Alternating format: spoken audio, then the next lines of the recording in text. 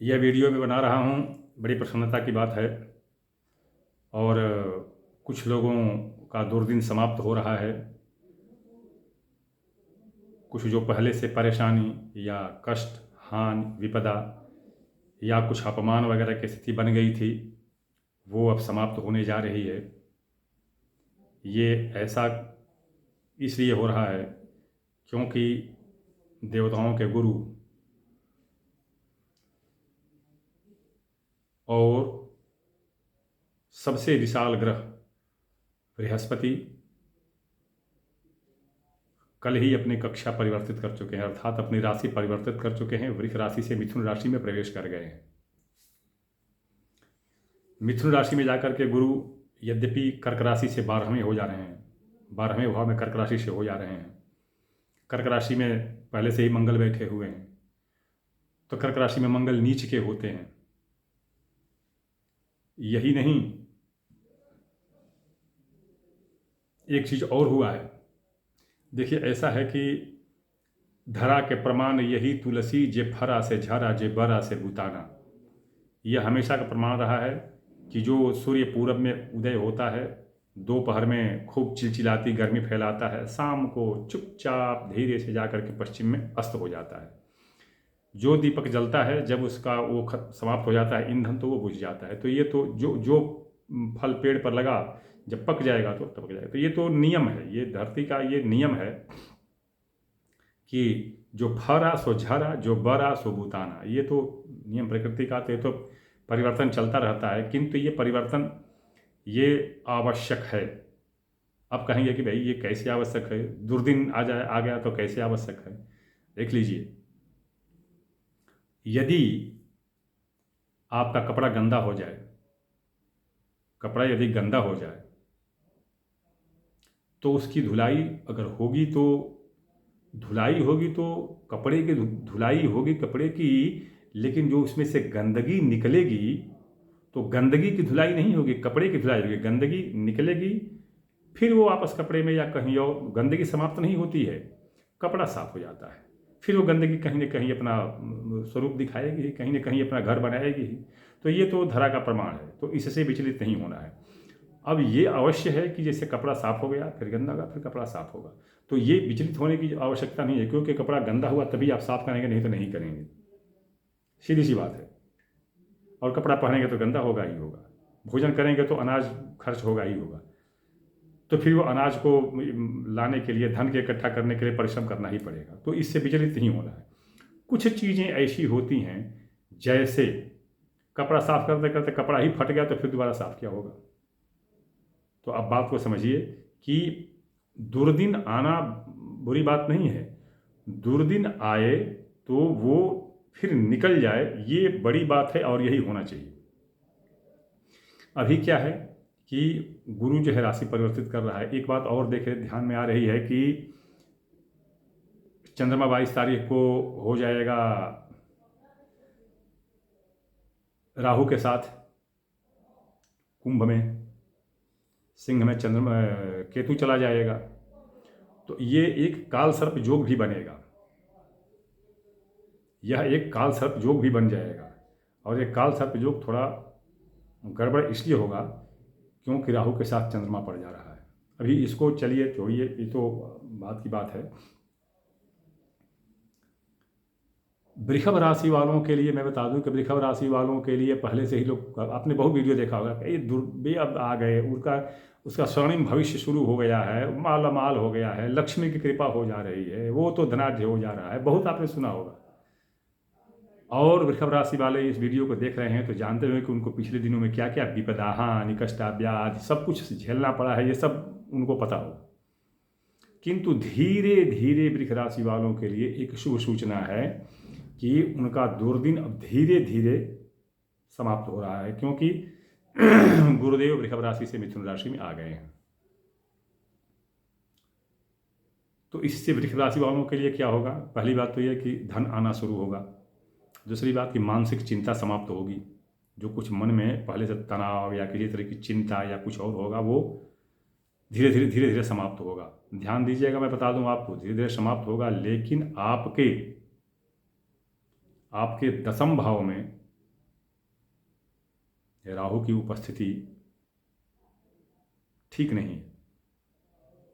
फिर मैं आपको बता दूं कि सारे लोग कहते हैं कि दसम भाव में शनि, राहु और मंगल इत्यादि बड़े शुभ होते हैं। 3-7 दसम भाव बड़ा शुभ होता है। भूल करके भी ऐसी चेष्टा मत कीजिएगा। मैं पुनः बता दूं वृषभ राशि वालों के लिए कि राहु से सावधान रहें और राहु की शांति का उपाय कर लें। नहीं तो ये जो है वही बात होगी कि धन कहीं से आया और उसे दूना कहीं खर्च हो गया। एक संकट टाले दूसरा संकट आकर के उपस्थित हो गया। तो ये थोड़ा सा सावधानी रखें। फिर भी मैं बता दूं कि वृषभ राशि वालों के लिए बहुत बड़ी राहत मिलने वाली है। कर्क राशि में चंद्रमा मंगल जो है बैठ करके नीच का हो गया है। ध्यान दें, एक बात मैं बता दूं आपको, कर्क राशि से 12वें भाव में गुरु, तो 12वें भाव में गुरु तो शुभ होता नहीं है, किंतु यहाँ पर कर्क राशि वालों के लिए गुरु 12वें भाव में शुभ होगा। कर्क राशि के लिए मंगल दसम और पंचम भाव का स्वामी होगा। दसम और पंचम भाव का स्वामी खुद राशि में बैठ रहा है। और एक बात और देख लीजिएगा, जब वो राशि में प्रवेश कर रहा है उस समय वो खुद के नवांश और चंद्रमा के सप्तांश में होगा प्रवेश करते समय। तो इसलिए कर्क राशि वालों के लिए एक चीज़ और होगा, उनको नौकरी प्राप्त होगी। बहुत दिनों से चल रही झंझट परेशानी दूर होगी और मानसिक शांति मिलेगी। कर्क राशि वालों के लिए भी दिन बहुरने वाले हैं, थोड़ा सा विलंब है।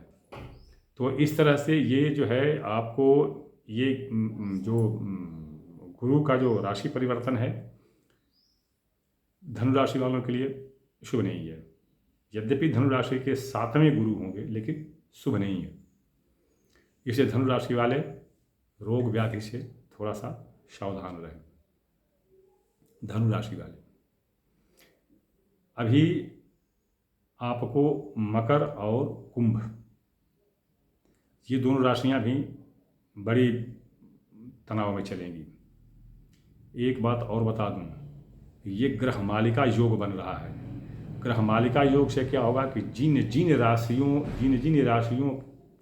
का त्रिविंशक योग बन रहा होगा, त्रिविंशक या त्रैराशिक योग जो बन रहा होगा, तो उन राशियों पर माने उन राशियों के जो कटान बिंदु, जैसे अक्षांश और देशांतर, लॉन्गिट्यूड और लैटिट्यूड, जहाँ पर कटान बिंदु होगा उस स्थान पर जो भूभाग पड़ेंगे, जितने भूभाग होंगे धरती पर, वो सब के सब मतलब बहुत वहाँ पर विध्वंस होगा, बहुत विध्वंस होगा।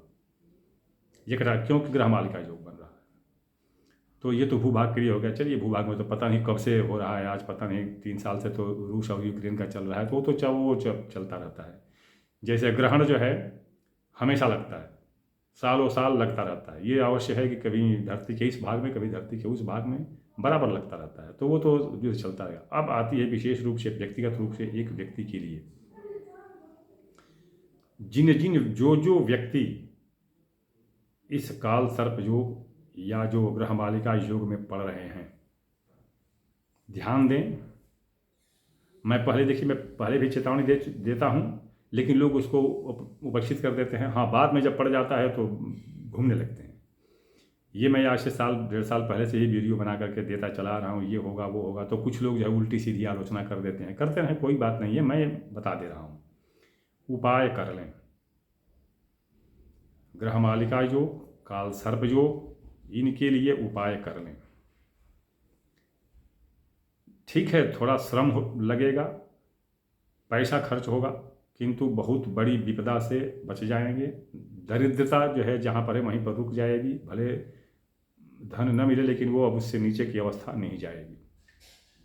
अभी मैं ये चूँकि कल से ही गुरु की कक्षा जो है बदली है, तो कल से मैंने इसकी तैयारी कर ली है और मंगलवार के दिन से प्रारंभ हो जाएगा। ये जो भी है, जो यंत्र कवच या पूजा पाठ जो भी है, मंगलवार के दिन से प्रारंभ हो जाएगा।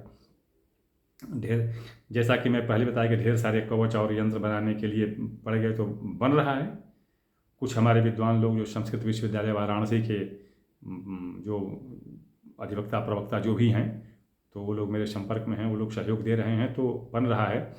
तो खैर मंगलवार से चल रही है पूजा। तो जिसको भी मैं बता रहा हूँ कि जो भी अपने किसी निकट नज़दीकी कुशल जो विज्ञ पंडित हैं उनसे संपर्क करें और इनका उपाय कर लें। ध्यान दें, इस गुरु के कारण जो पीछे भुगत रहे होंगे कष्ट, विपदा, हानि, उनको बहुत बड़ी राहत मिलने वाली है। इसलिए आप प्रसन्न होइए, खुश रहिए। गुरु की कृपा से आपको बहुत बड़ी चीज़ मिलने वाली है। मैं अगले वीडियो में हो सकता है एक एक का बताऊं। वीडियो लंबी हो जा रही है इसलिए बड़ा गड़बड़ हो जा रहा है, तो मैं ये अकेले अकेले बताऊंगा। उपाय तो खैर सबको मैं पहले बहुत बता चुका हूं, और भी विशेष चीज़ होगी बताऊंगा। जो हर वीडियो में बताता हूँ बता दूं मैं आपको कि मैं अपना व्हाट्सएप नंबर देता हूँ 9889649352। तो उस पर कृपा करके केवल अपनी समस्या लिखें। तर्क वितर्क शास्त्रार्थ या अपनी बुद्धि मुझे प्रदर्शित न करें। भाई आप विद्वान हैं, विद्वान रहिए, कोई बात नहीं है। मैं माता रानी से प्रार्थना करूंगा कि आपकी यही विद्वता बढ़ती रहे, कोई दिक्कत नहीं, लेकिन हमसे शास्त्रार्थ ना करें। केवल अपनी समस्या लिखें यदि समस्या है तो। दूसरी बात कि मैं समस्या का उत्तर देता हूँ। जब तक मैं भारतीय सशस्त्र सेना में सक्रिय रूप से सेवारत था तब तक मैं निःशुल्क सेवा करता था। अभी मैं शुल्क लेता हूँ, शुल्क भी मैं ज़्यादा लेता हूँ बाकी पंडित जी लोगों से, जो मुझे देखने में आया है। ज़्यादा ही नहीं, बहुत ज़्यादा लेता हूँ। इसलिए जिसको आवश्यकता हो, रुचि हो, जो सक्षम हो, वही संपर्क करें, अन्यथा संपर्क न करें। मैं अगली वीडियो में प्रस्तुत हो रहा हूँ, उसकी प्रतीक्षा करें आप।